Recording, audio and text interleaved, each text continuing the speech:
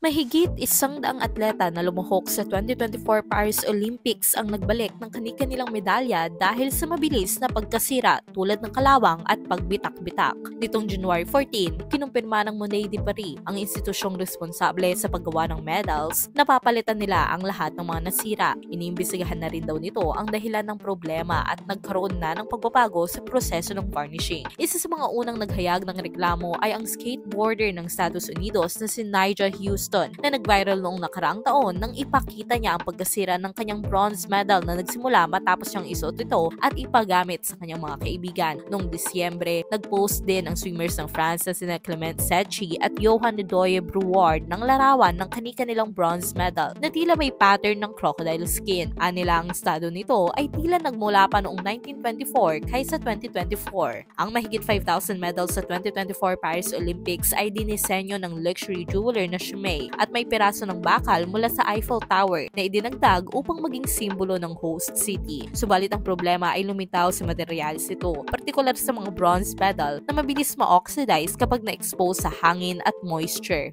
Para sa iba pang content, i-follow lamang ang social media pages ng News 5.